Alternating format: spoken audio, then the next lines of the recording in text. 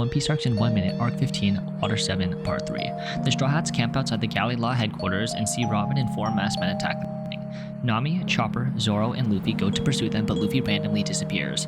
We then learn that the attackers are Cypherpole 9, or CP9, who are after the plans for the ancient weapon Pluton that Iceberg inherited it. Zoro, Nami, and Chopper are then surrounded, and we see Luffy did not distract the guards, but fell into a crack between some buildings. This guy beat a warlord of the sea, by the way.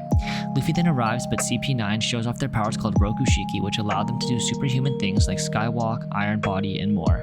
We then learn about Tom, the legendary shipwright who was Iceberg's teacher, and CUTTY FLAM, who was Iceberg's peer who got run over by the sea train and was thought to be dead, but it turns out to be Frankie. CP9 then sets off a firebomb in the building, and Rob Lucci shows us his devil fruit powers and then gives the Straw Hats one last ass beating and then goes after Frankie. We then cut to Frankie and see him talking to Usopp, who says he's going back to Syrup Village, and Frankie says the Mary can barely go to the next island or it will completely break.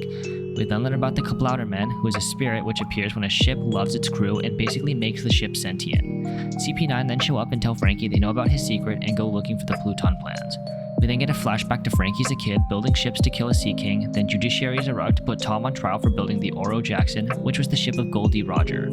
However, Tom tells him that he's building a sea train and is granted a retrial in 10 years as long as the sea train goes to Ennis Lobby. 10 years later, Frankie creates ships capable of killing a Sea King. However, CP5, led by Spandam, arrive and tell Tom to give him the plans to Pluton, which Tom says he doesn't know where they are. The next day, the Judiciary ship is coming but is sunk by Frankie's ships, and when Tom and Iceberg go to investigate, there was no one at the scene.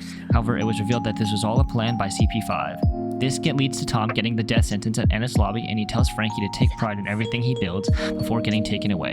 Frankie tries to stop the sea train, but gets run over. Skipping forward 4 years, we see Frankie applying to Galley Law just to get rejected by Iceberg, who then gives him the plans to Pluton and tells him to leave the island, which he does not do, ending Part 3.